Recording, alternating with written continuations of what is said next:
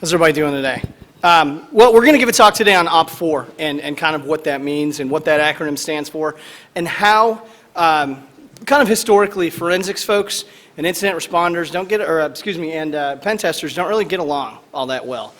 Different circles, different backgrounds. Obviously, Tim and I look like we come from two very different backdrops, but we're all kind of after the same goal. So how do we use each other's skills to become better at what it is that we do? A little bit of background on me. I'm sure you can tell I was a hacker for. No. I was a U.S. Army officer for 13 years. I used to blow stuff up, which is really cool. But there's not a big civilian market for demolitions experts. So I was a warrant officer. I worked on criminal investigations with CID, moved into the cyber world, and then became part of the X-Force, which IBM systematically destroyed. And then I moved over to Spider Labs.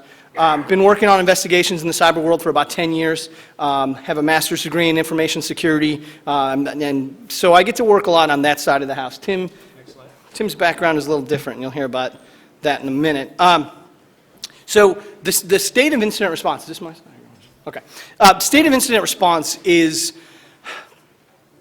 if you're an incident responder, right, you're kind of trying to think of the best way to word it. You are called into organizations to figure out what happened, right? You have little experience with complex attack signatures. You don't understand pivot points, you don't understand beachheads, you don't understand multi-layered attacks, because it's just not your background. So trying to understand those can be very, very difficult. And a lot of incident responders don't really have a support mechanism behind them that they can reach back to and say, hey, can you explain this to me? In addition, and I'll say this straight out, most folks like me are kind of jerks, right? You got a lot of ex-military, a lot of former law enforcement or current, and they've kind of got this alpha male, I'm better than you are syndrome, and it really rubs folks like pen testers the wrong way. So you don't get a lot of help. So it's really tough to digest logically some of that material to aid your investigation, right? So Tim's going to discuss a little bit here about pen testing. So hello, my name is Tim Miletic, and I'm a senior security consultant with the network penetration testing team in Trustwave Spider Labs. I've been in IT since '91. I've been doing full-time InfoSec since 2001. I've been doing for the last 3 years nothing but penetration testing. And over that time, the penetration testing industry and the practice has seen incredible growth and maturation. And but I think along the way we've lost touch a little bit with some of our roots. If you think back to what we're really trying to do in penetration testing, it's about modeling a real-world attack. But maybe the commoditization of our industry, of our product, has put some additional constraints on what we do. And I think we're getting pushed in some directions where we get what I think of as artificial distinctions forced on us about things like internal versus external, technical versus social, what's in scope, what's in out of scope. So I think there's some issues there that I would like to address. One of my goals here is to direct some constructive criticism against what's going on in penetration testing today by returning to the roots of what black hats really do. Also, I think kind of lurking under the covers here is some issues with how we talk about vulnerabilities in the first place. So if you think about the work product of penetration testing, what's the artifact that penetration testers produce? It's really just a bunch of words. It's a bunch of documents, it's findings that are cached in terms of vulnerabilities, and the systems that we use for talking about vulnerabilities, I mean, those systems were put in place like pre-code red. And I think if you look at what's going on today, there's some places where it's out of touch and it is in serious need of a reboot, and so I'll be talking about that. But lately, Chris and I have been working on some projects where penetration testing and incident response kind of bump up against each other, and we've been kicking some thoughts around. I think we might have some ideas about potential solutions. Absolutely. So what does OPFOR stand for? Well, when I was in the military, specifically in the field artillery, it's called opposing forces, right? The concept is you train as you fight. And if you want to be successful on the battlefield, you better be successful in training. Well, what I've seen a lot of in the penetration testing world is y'all have a bunch of rules put on you. You can't attack this, and this is out of scope, and you can't attack that, and you can't touch this piece of critical infrastructure, and you can only attack between 2 a.m. and 4 a.m., right? How many black hat real-life attackers play by rules? Well, none of them, right? So handcuffing your pen testers really doesn't do any good. So what we want to do is use this methodology to help folks actually train as they would actually defend their networks, right? Play by the same rules the bad guys do, and in some cases that means you don't play by rules, right? You do what you got to do to take the systems down, and as defenders you better figure out how to defend, because if you don't, someone's going to identify that vector and they're going to take your systems offline or steal card data or healthcare information or whatever. And it's a throwback to the day of being a hacker. Right? It's not about being a pen tester and playing by rules in this corporate environment, but it's about, do you want to be secure or do you want to check boxes? If you want to check boxes, this is the wrong place to be. This is the wrong career path. If you want us to beat down your door and tell you how we're going to get in and where we're going to get in, that's true security, right? We understand there's compliance, we understand there's the security, and they are not mutually exclusive. We're interested in making you secure, not compliance necessarily, where you could just say, oh yes, I checked this box, therefore I'm secure. Right? It doesn't work like that. So it's this throwback to this honest to goodness, I'm going to beat your door down way of being a hacker. Okay, so naturally penetration testing can be viewed as providing training for incident responders. Lots and lots of cases that we work involve threat vectors that I've never seen before. It's new, or it's emerging, or it's this utility that I've never seen before. As a forensic investigator, I don't have to be a technologies expert, right? That's kind of ancillary to me. I'm really good at spotting patterns and anomalies. Now, if I find something that matches a pattern of something that I know, right, then I can say, hey, this is this specific pattern. Or if I spot an anomaly, I can say to Tim, hey, Tim, I have no idea what this anomalous behavior is, but I know it's not normal. Can you help me figure this out? That's where pen testers will come in and say, hey, we've got this particular tool, leaves this particular signature, and that's what you got. Now, I, as an investigator, have another piece to my puzzle that I can incorporate and start to really frame the story of what took place. Right? Without that knowledge, without that capability, I would be stuck right there, miss a piece of crucial evidence, and potentially never solve the case. Right? But what's overlooked is that it does work both ways. Right? As pen testers, there's a whole lot you can learn about the way I go to work every day, about the information that I find and the artifacts that are left behind that you can use to become a better pen tester. So that's kind of the solution. Right? So do you have anything to add on that? No? Okay. Okay, so I'm going to talk a little bit about my methodology. If you're in the forensics world, hopefully you've heard this term before. It's a methodology that we developed in the Spider Labs called sniper forensics. In contrast to what's kind of traditionally been called shotgun forensics, which is an outdated methodology that I think is garbage. It is, hey, let's image everything, pull the plug, throw it into your forensic software of choice, cross your fingers, and hope to find evil. Right? Doesn't work like that. You have to take a targeted approach that's very deliberate, going after very specific data elements that will help you figure out what happened, piece by piece, in a logical, methodological approach. Right? So it's finding what's called indicators of compromise. What are the IOCs for specific vectors? What's an IOC for infiltration? What's an IOC for specific kinds of SQL injection? What's an IOC for privilege escalation attacks? Does it leave residual trace evidence behind, and what can I use that evidence for to help build my picture of what took place, right? Those elements are left behind. Regardless of what you do or how you do it, it's going to leave trace elements, right? And then using that as actionable intelligence. Which attacks are easily spotted?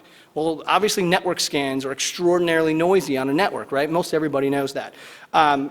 Versus which attacks are truly clandestine, like using a command line client instead of logging in interactively to the Windows shell, right? Two very, very different things. One of them NTuser.dat gets updated, event logs get updated. You come in through a command line utility, right? You don't have those kind of updates. So really understanding, hey, what I do as a pen tester is going to leave a trace. What traces am I leaving behind? And do I need to talk to my forensics team or someone I know in forensics that can help me understand this is what this attack vector is leaving behind, this is how I can make my attacks better and become a better pen tester. right? So you truly begin to understand your trace evidence, how your actions are not in a vacuum, but you are leaving behind breadcrumbs for someone to find. And potentially that's what you want to do, right? Or in some cases, your customer may say, no, I want you to be totally clandestine. Okay, now I can go to work. And I know what I'm doing because I know the traces I'm leaving behind, right? A great example is deleting log files, right? You delete log files, people think, oh, that's going to leave evidence that you deleted the log files. As an investigator, if I don't have log files to investigate, guess what I can't do? I can't figure out what you did because there's no log. So who cares if I know you deleted your logs because I now have no logs to figure out what you did? So understanding, I just removed all the evidence that guy could use or that this security team can use to defend or whatever they're going to do, it's really key. In addition, right, the absence of evidence is not the evidence of absence. And that's kind of a weird statement, but think about that for a second when we talked about the log deletion. The other piece is analysis paralysis, and that's kind of something that we run into in huge cases, right, where we see so much traffic being generated, we see so many attack vectors, so many pieces of malware that we don't know which one actually did the damage. So again, that's kind of the other side of understanding what my trace evidence is, to know I could generate so much evidence that an investigator or a security team would have no idea where the real meat of it was because they're going to spend 6 months combing through log files to find 3 lines of an actual attack. Okay, so really getting those key components of what you do and how you do it. Okay. And then in addition, right, so understanding what the forensic evidence is, right? So if I run a port scan, what does it look like? What is that going to tell an investigator? If I use an industry standard tool like Nmap or Nessus or Metasploit, is that a clear attack vector that someone like me is going to pull out and go, oh yeah, they use Metasploit here, they use this particular plugin, they use this particular feature. Using AV signatures, which is really something Tim's going to talk about, but if you're using binaries to exploit a target, are there particular components of that binary that AV signatures are going to find and alert and your attack's not going to work? And then SQL injection. If you've ever attempted SQL injection or worked through those, they leave extraordinary amounts of information in web logs. We can rebuild entire attack vectors through IIS logs or Apache logs and determine when you got in, what you did, you uploaded an uploader, you pulled in a web shell, you were able to exfiltrate data, and here's when you stopped on the system. I mean, I've got a clean picture of what took place. So really grasping that, knowing I know I'm going to generate this data, how can I either use that to my advantage or how do I get rid of it? Okay, so I'm going to let Tim take over. So returning to the notion of OPFOR, and what I call reverse OPFOR is where your incident responders are training your penetration testers, right? Where your defenders are training your attackers. There's really a couple ways you can think about this happening. You could, as Chris just walked through, look at all the particular points where data is left in the network. And what does your incident responders, what are they able to tell you about what was left behind, and maybe you can take that into account and avoid that going forward. But also, you could look to the incident response community to learn, what do black hats actually do, right? What are their behaviors? What are their methods of choice? And could we adopt those more closely? So the way I think about this is kind of, CVSS for black hats. How do black hats choose exploits? And contrast that with how white hats choose exploits. So this list here is kind of, putting myself in the shoes of attacker and cross-referencing that with, chats that I've had with my friends in the incident response community. And these properties kind of are top of mind. Safety, power, and visibility, frequency. So by safety, I mean, is it safe to launch this attack against the target, meaning is it safe to the target?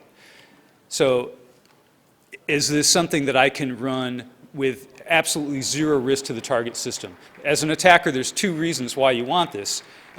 First of all, if you knock a system over, you're going to ring a bell, and that's bad. And secondly, you want to be able to revisit this target, perhaps a month from now, or over and over again in the coming weeks. And so you really want to ensure the stability of the systems you're attacking. So I think that's key. Power is simply the word I'm using for the leverage that the attack gives you. So it might not give you your end goal data, but maybe some data along the way. It may put you in a privileged network position. It may get you some credentials.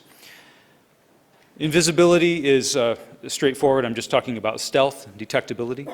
And frequency is simply a measure of how common this vulnerability occurs, how the system that's vulnerable, how common is it in the wild.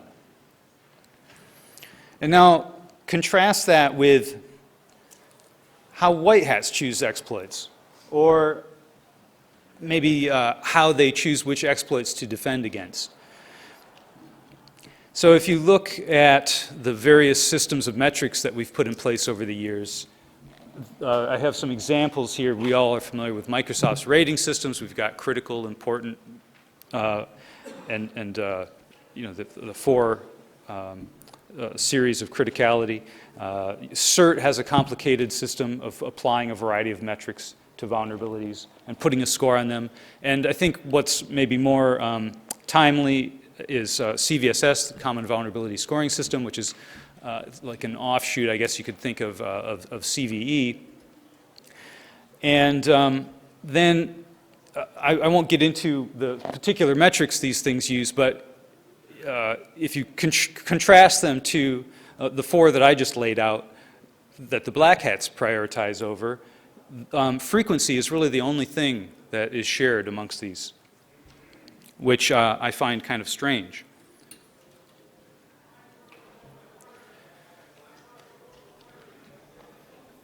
I mean, for example, stealth is completely ignored from what I can tell in the systems of metrics that are applied to vulnerabilities by folks that are defending against them.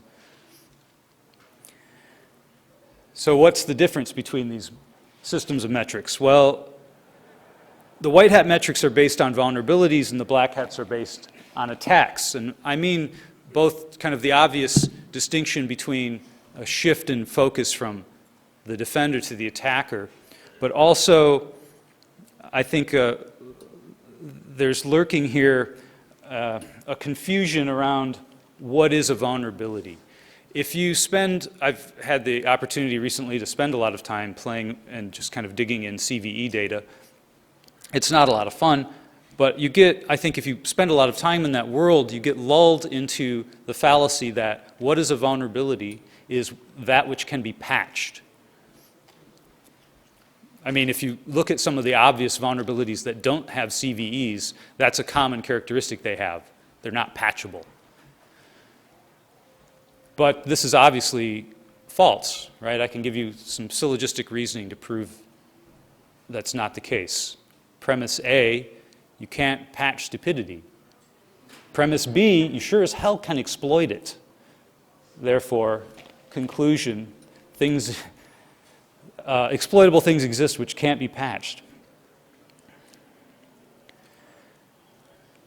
White hat metrics focus on largely public-facing or internet-facing attack surfaces.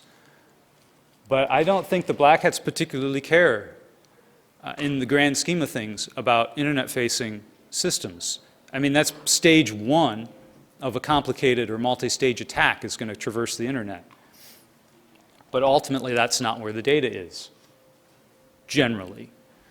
I think it's long overdue for us to renew or return or re-emphasize focus on internal network vulnerabilities. I think if there's one moral to be learned from last year's hack of RSA, it's this.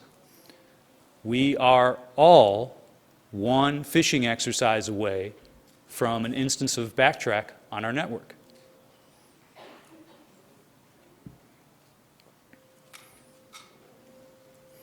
And finally, the white hat systems are unable to parse multi-stage attacks. And I think this is a critical failure. So if what's important about an attack is how you can take these small, low vulnerability bits and glue them together for a major compromise, then we really want our systems to be able to reflect that and deal with that. But there's no way you can take a vulnerability with a CVSS score of 1 and another vulnerability with a CVSS score of 2 and say, well, what's the vulnerability of the one plus the other. The systems just can't handle that. But as attackers, that's what we do.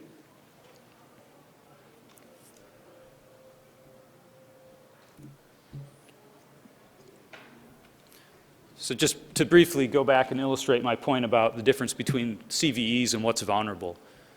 This is just my artist's rendition. And keep in mind that as of yesterday, there were well over 48,000 items in the CVE database.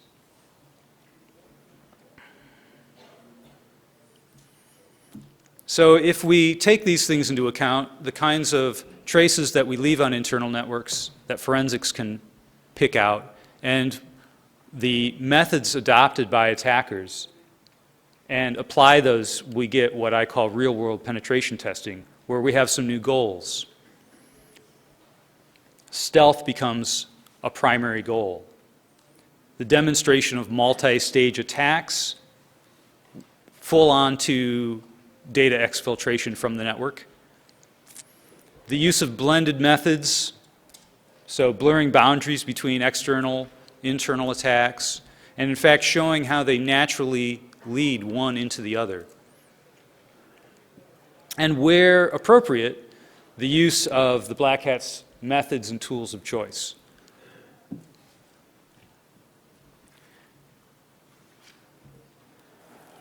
So this is a graphic that you may be familiar with if you've ever used the Metasploit framework. It's near and dear to the hearts of penetration testers the world over. And this is one of the splash screens you get, right, when you fire up the Metasploit console. I heart shells. Well, I think this, I picked this out. I think it serves as a nice little representative graphic of the difference between where we've been going and where I want to go. To me, this was all cool and fun, but it's kind of like Beavis and Butthead do penetration testing. So you can probably see where I'm going with this. So get your virtual schmooballs ready. Black hats don't heart shells. They don't.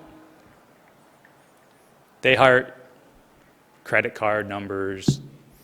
They heart product designs. They heart RSA secrets. They heart data that can be commoditized.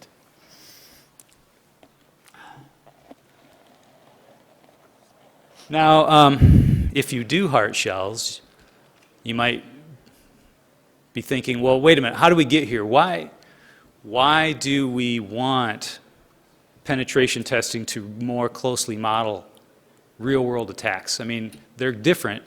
They're always going to be different, right?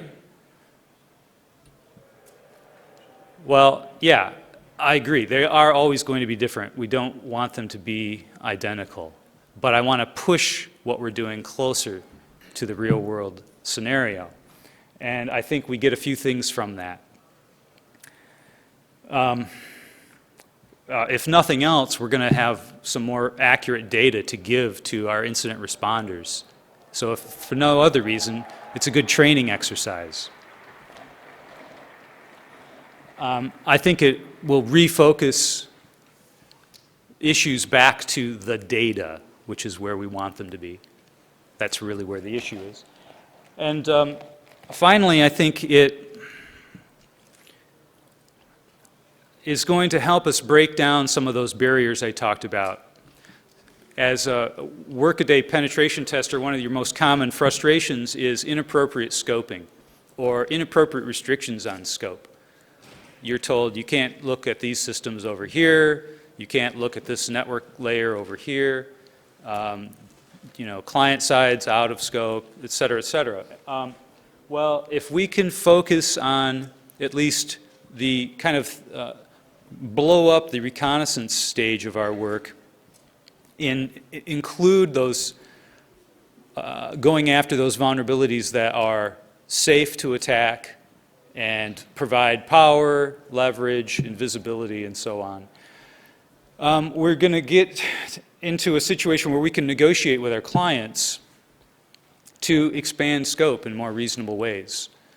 All right, if I can do additional work against systems with a very high degree of confidence that I'm not going to impact them, and maybe work out some other arrangements where any kind of risky exploit attempts are never going to be surprised.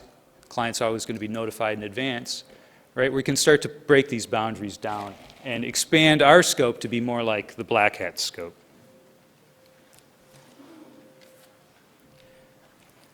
So I've done a little bit of work in this space in terms of just gluing together simple utilities that we use all the time. Really this, what got me thinking along these lines was looking at all the kinds of vulnerabilities that we exploit on a day-to-day basis and trying to figure out, well, which ones do we use most frequently and why? And as a result, at the end of that exercise, I had a list of things that I know work regularly and I know are safe and can be run all the time. And then it hit me, well, if they're safe and they're valuable, then they should be automated. I mean, why do it any other way? So I have utilities I can run now where I get dropped on an internal network, and while I'm drinking my coffee, I get domain admin rights, when I'm lucky. But I mean, you'd be surprised how often that is. This isn't to say that automation is our end goal or anything, but we're lazy, right? And so whenever you can use it, use it. It helps you accomplish more with the limited time and resources that you have.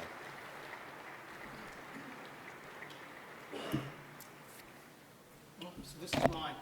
We're going to talk about a second success story that's in which we've worked with forensics and pen testing kind of simultaneously. And what's really unique about that is you get a really cool perspective of what's going on the network real time. It's not someone else's report. It's not, hey, we did this pen test like a year ago and this is like what we found.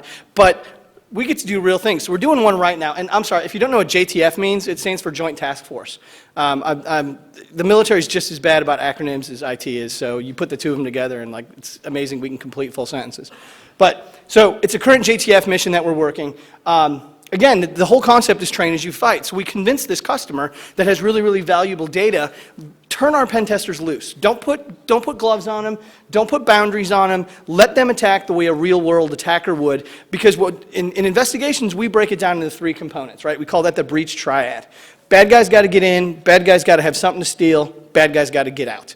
Right? So an attacker, a real-world attacker, is not going to look to exploit every vulnerability or look to find every threat vector that's there, right? They're going to find the shortest distance between them and the data that's of value. So when we pitched this to the customer, we said, let us just go after your data. Don't tell us where it's at, but we're going to come in and come out as stealthily as possible. We're going to extract that data and we're going to hand it to you and say, here's how you got owned. And then after we do that, we're going to come back again and try to do it. So my position on that, right, is to then take those indicators of compromise and to look at the customer information, look at log files, look at disk images, and say, did this take place prior to our pen testing team exploiting that vulnerability?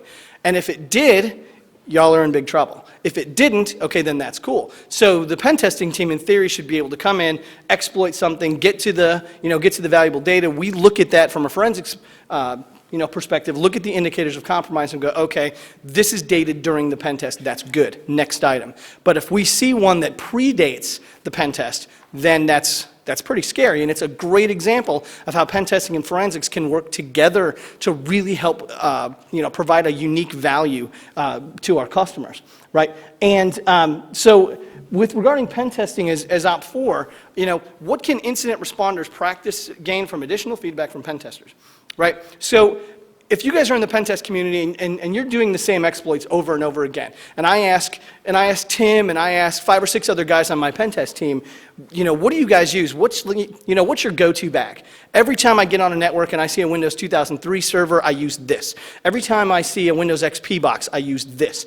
Is there a common bag, right, of exploits and tools that you use that then I can look at and go, okay, if these pen testers are using them, chances are everybody's using them, right? If 5 or 6 people kind of say the same thing over and over, then can I establish indicators of compromise for those 5 or 6 things? Yes, ma'am.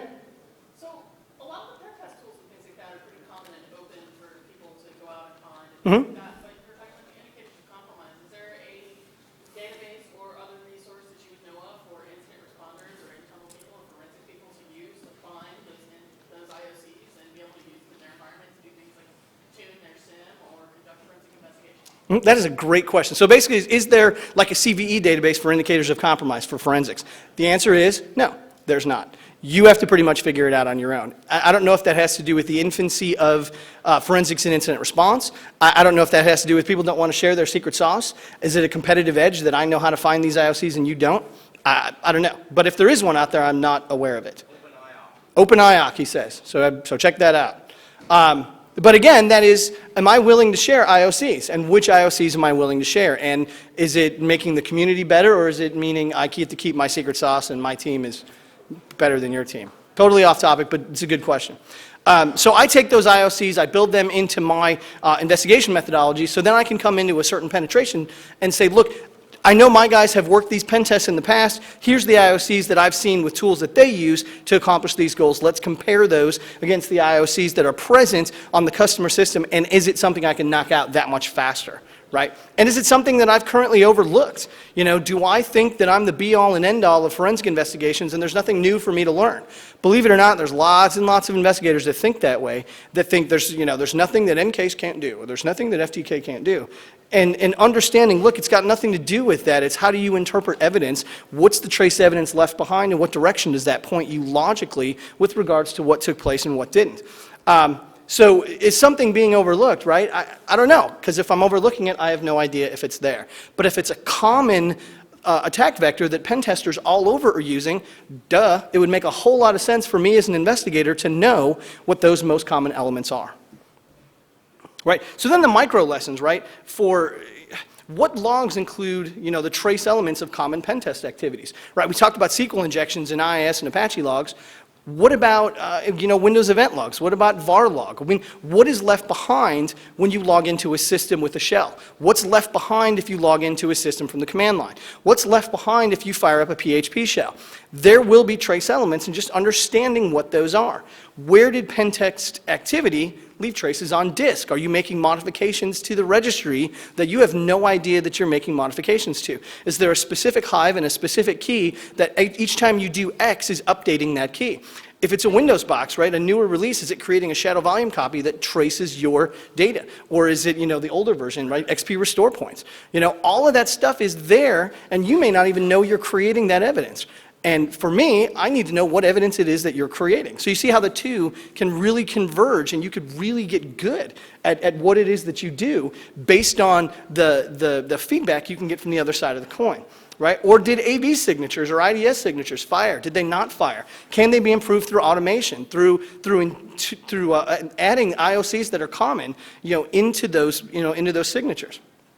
And then again, understanding white noise and analysis paralysis. Can you generate so much traffic that an investigator is going to look at that and go, I've got 4 terabytes of logs, and I'm going to kill myself looking through that, right? Can you really create a situation where there's so much to analyze, there's nothing to analyze, right? And then the macro lessons, what can be learned from a new appreciation of the most common attack patterns, right? Can I add that into my investigative methodology and just become that much better and that much more efficient and come to conclusions that much faster? Or I get that piece, right, that critical component at the beginning stages of the investigation that will lead me in the right direction, right? And then what are the most likely forms of evidence that are left behind in those patterns we've talked about?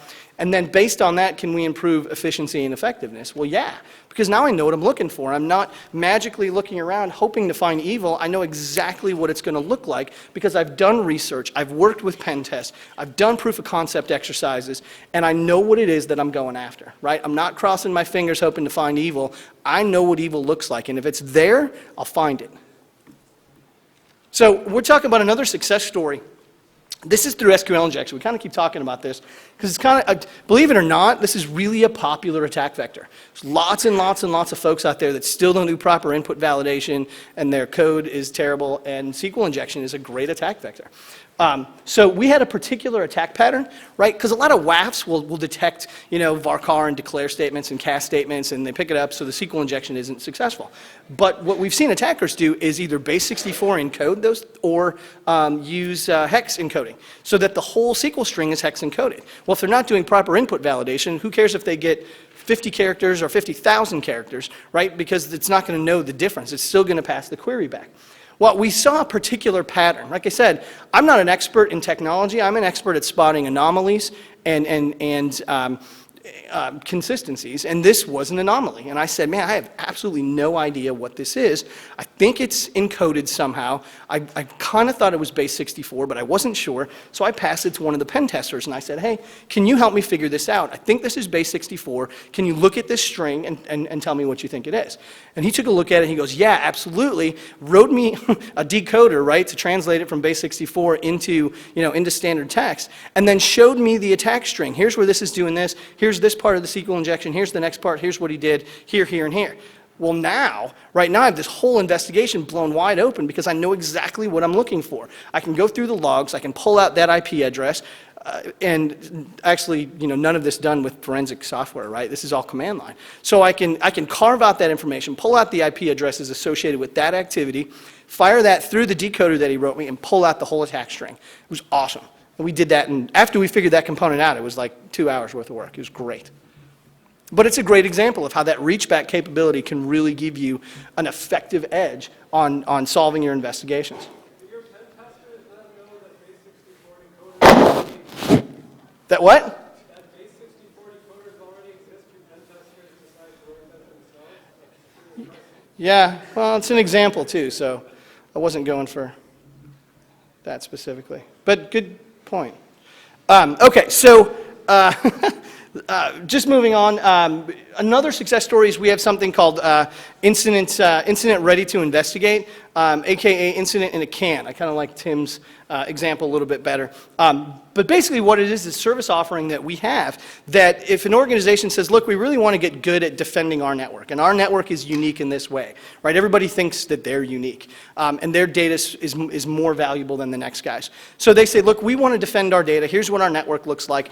Can you develop a scenario from soup to nuts to show us how is the best way to defend our network? So what we can do is generate a mock network exercise with target hosts, with target data, with custom malware, et cetera, that says, look, go after this specific data, identify it, exfiltrate it, then give us all the evidence and let our incident response team come through that and see if we can find it. So it's kind of where we get incident in a can, right? We can prepare it any way they wanted. This particular one was really cool, really effective, and it brought all of the components. It brought our malware research team in to develop malware, the incident response team to help develop the scenario that would be built around it, as well as the pen testers that wrote the custom exploits that would be used to conduct the exercise. So really cool way to bring everybody together to offer a really unique service that is really successful. Right. So in conclusion, right, OPFOR, traditionally is pen testers training incident responders, right? It's you guys doing what you do best, and us kind of picking up the details, going, oh, here's where they did this, here's where they did this, here's where they did this. But like Tim said, there's a way to turn that around and make it just as effective for pen testers to get good at what they do based on what folks like me, will look for and try to identify both in logs and in, residual data on the disk. Did you want to add anything about that?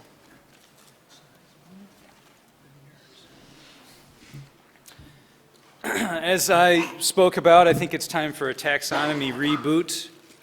The systems built around CVE, CVSS, and friends need to take another look from the attacker's perspective so that we can accommodate attacks that focus on internal networks that can be, chained together in complicated ways, so that you can show examples of significant compromise resulted from what would otherwise be thought of as low-risk vulnerabilities.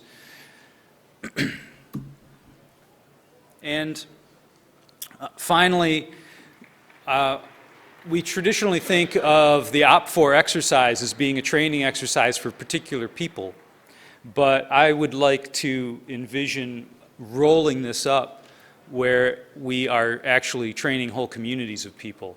So think about what the incident response community can be providing in mass to the penetration testing community in mass, and vice versa. Thank you. Yeah, so absolutely, thank you for your time. Does anyone have any questions? We've got a few minutes here. It's all crystal clear. No one has any questions. So, I agree with your point about CVSS needs to be factored. They mentioned OpenIOC and also mentioned light dollar enumeration and categorization. But more to the point of what you're going to be talking about with attack patterns, Apex is common attack pattern enumeration and classification. So you should check that in as well. And particularly, offering that team some insight into what you think the most common things are. It's just an enumeration. So the value could come from saying, well, out of this enumeration, these are the things that we see, and those are the things that are common. Okay, great.